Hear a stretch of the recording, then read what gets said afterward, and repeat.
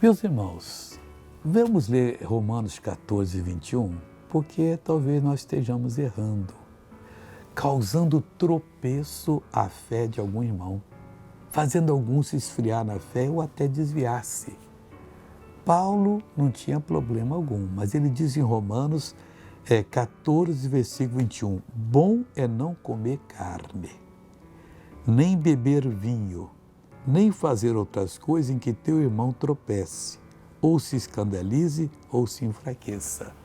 Então, se isso é bom, eu vou fazer isso. Eu não quero ver ninguém me vendo beber vinho, mas quando isso eu bebo, não bebo não. Não bebo, eu sou de Deus. Cortei tudo que é álcool. O álcool entorpece. E a carne, eu uma vez ou outra eu como, mas eu não sou aquele onça que eu já fui quando era jovem, não. Porque para mim tinha que ter carne todo dia, eu queria porque queria. Sabe porque todo dia que eu tenho que ter para mim é o Espírito de Deus. Aí eu quero e sou uma bênção nisso aí. Veja essa pessoa abençoada e depois eu volto para fazer oração com você.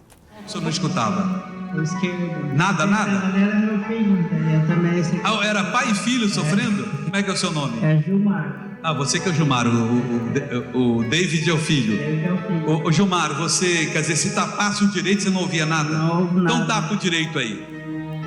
Vira lá pro povo lá. É Gilmar. O Dionísio da Silva. É João Moraes. Pronto, o pessoal está ouvindo, glória a Deus. Vamos fazer oração agora, querido Pai.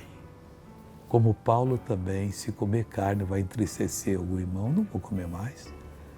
Beber vinho eu já decidi há muito tempo, nenhuma bebida alcoólica eu quero que passe pela minha boca. Aliás, Deus, eu quero que a minha boca seja consagrada a Ti, para que eu possa dar a palavra como ela é, palavra de um Deus que perdoa, que transforma e que cura. Eu vou abençoar essa pessoa agora. Todo mal da sua vida saia em nome de Jesus. Bom dia.